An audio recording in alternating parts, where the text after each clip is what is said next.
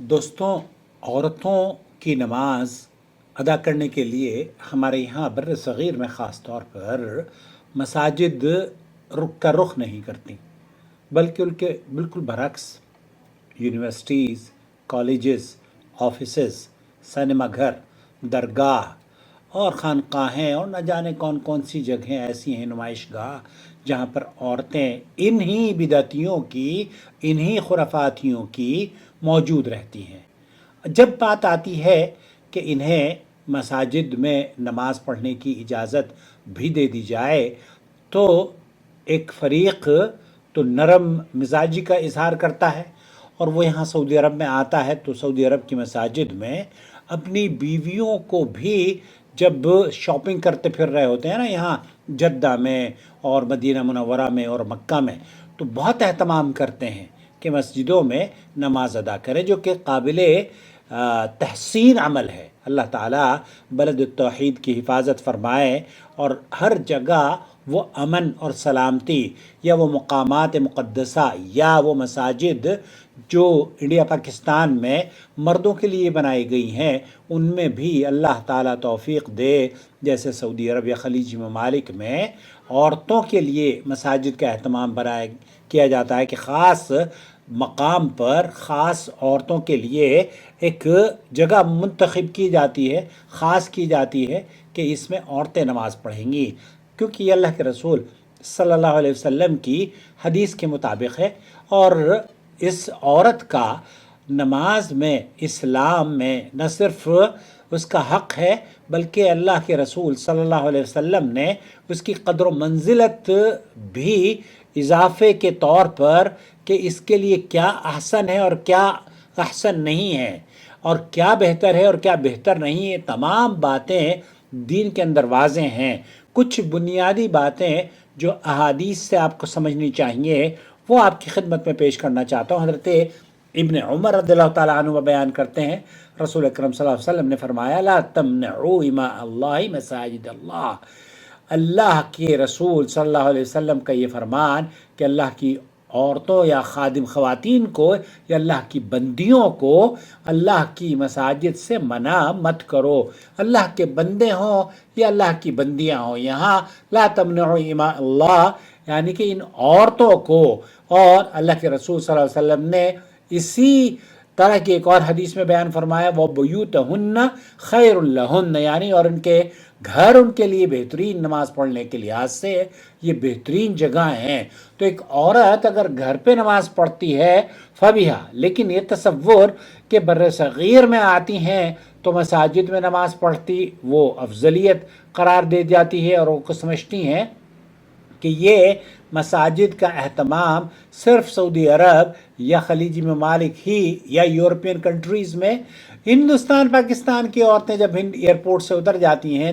جہاز سے اترنے کے بعد اپنے گھروں میں رہتی ہیں، تو کبھی توفیق، کبھی اپنے شوہر کو، کبھی اپنے باپ کو، کبھی اپنے بھائی کو نہیں کہتی کہ ہمیں مسجد میں لے کے جاؤ۔ مسجد میں لے جانے کے لیے آپ اپنے شوہر سے کہیں، ان سے کہیں کہ اللہ کے رسول صلی اللہ علیہ وسلم نے یہ فرمایا ہے کہ اللہ کی ان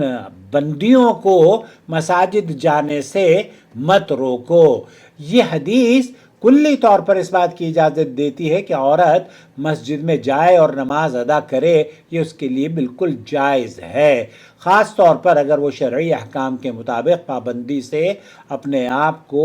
زیب و زینت اختیار نہیں کرتی، پردے میں رہتی ہے، تو اس کو بالکل جانا چاہیے۔ بلکہ سپریم کورٹ نے تو انڈیا میں ڈنڈا کیا ایسے مولویوں کو جو کہ ابھی تک مساجد میں جانے کی مخالفت کیا کرتے تھے۔ ہمارے یہاں بھی دلی کی جامع مسجد ہے، مٹر گشتیاں کرتی پھرتی ہیں عورتیں، لیکن نہ امام صاحب کو توفیق ہوتی اور نہ ہی انتظامیہ کو توفیق ہوتی کہ جس طریقے سے سعودی عرب میں عورتوں کے لیے خاص مقام ہے، بڑی مساجد میں بھی آپ کو فتح پوری کی مسجد ہے یا دوسری مساجد ہیں، وہاں درگاہیں مل جائیں گی، وہاں درگاہ پر جا کے ماتھا ٹیکنے والی عورت مل جائے گی، لیکن یہی عورت نماز پڑھنے کے لیے اگر مسجد چلی جائے تو پھر یہ کہتے ہیں کہ فتنہ ہو جائے گا۔ دوستو، بھائیوں اور بہنوں، عورت کا مسجد میں جانا ایک عبادت کے لیے اور نماز کی ادائیگی کے لیے یہ بالکل جائز ہے، اور اس کی اجازت اللہ کے رسول صلی اللہ علیہ وسلم سے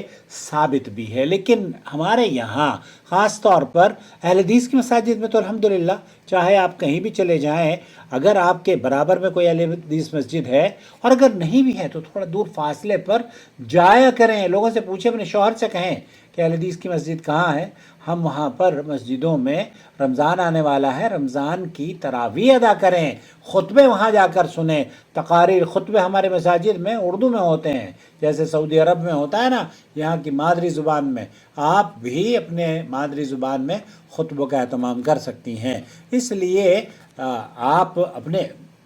بہت ساری خواتین ہیں، میں ایک خاتون کو جانتا ہوں، انہوں نے ماشاءاللہ پیسے دے کر مسجد بنوائی ہے۔ اللہ تعالیٰ ایسی عورتوں میں اضافہ فرمائے جو اپنے مال کو خرچ کریں اور مساجد کی تعمیر کروائیں۔ آپ بھی اگر مساجد کی تعمیر کروانا چاہتے ہیں، واللہ بہت ساری جگہیں ایسی ہیں ایون بڑے بڑے شہروں میں کہ مساجد پورے علاقے میں نہیں نظر آتی، اور علاقے میں کیا، اگر مسجد ہوتی بھی ہے تو وہاں شرک و بدعات، خرافات، درگاہ اور قبروں پر چادریں جو چڑھائی جاتی ہیں، وہاں بیچ میں جن مساجد میں قبریں ہوتی ہیں ویسے تو وہاں نمازیں ہی نہیں ہوتی۔ تو اس لیے اگر آپ اس طرح کا رجحان رکھتے ہیں اور اس طرح کا نظریہ رکھتے ہیں کہ ایسی مساجد وجود میں آنی چاہیے جہاں عورتیں بھی نماز پڑھ سکیں، اور ایسی مسجدوں کے لیے اگر آپ تعاون کرنا چاہیں تو ایسی کمیٹی کی تشکیل